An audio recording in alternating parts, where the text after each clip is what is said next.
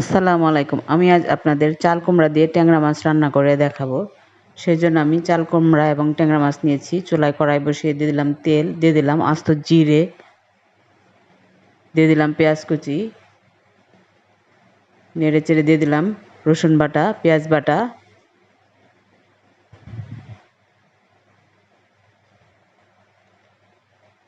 দিয়ে দিলাম পরিমাণ মতো মরিচের গুঁড়া, হলুদের গুঁড়া, জিরার গুঁড়া, ধনিয়ার গুঁড়া এবং স্বাদ মতো লবণ। সবগুলো তেলের মধ্যে কষিয়ে নেব।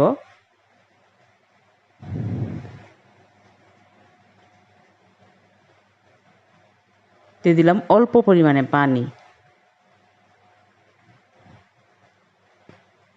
এখন দিয়ে দিলাম মাছ।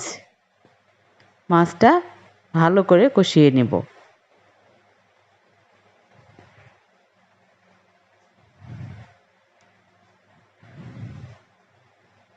সামান্য পরিমাণ পানি দিয়ে ঢেকে দিলাম।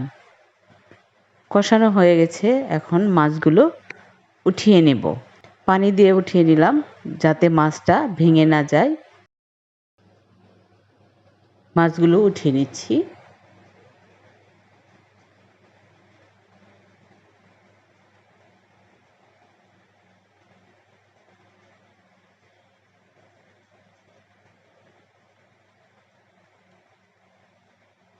মাছ উঠানো হয়ে গেছে, এখন চাল কুমড়া দিয়ে দিব। চাল কুমড়াটা অনেক কচি ছিল, সবুজ ছিল। এই কচি চাল কুমড়া যে কোনো মাছ দিয়েই খুব ভালো লাগে।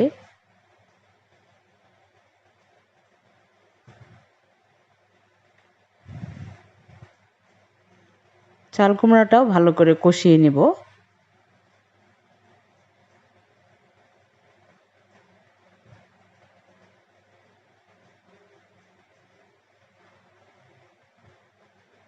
কষানো হয়ে গেছে, দিয়ে দিলাম পরিমাণ মতো পানি।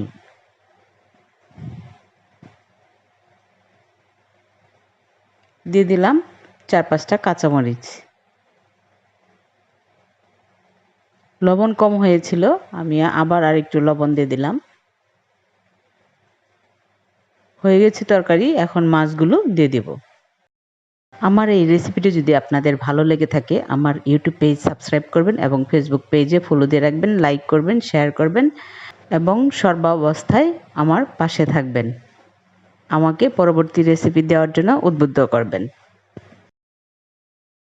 হয়ে গেছে তরকারি। আমার দাদি তরকারি নামানোর আগে তরকারির ডাঁটে ধরে একটু ঝাঁকি দিতেন, আমি তাই ঝাঁকি দিয়ে নিলাম।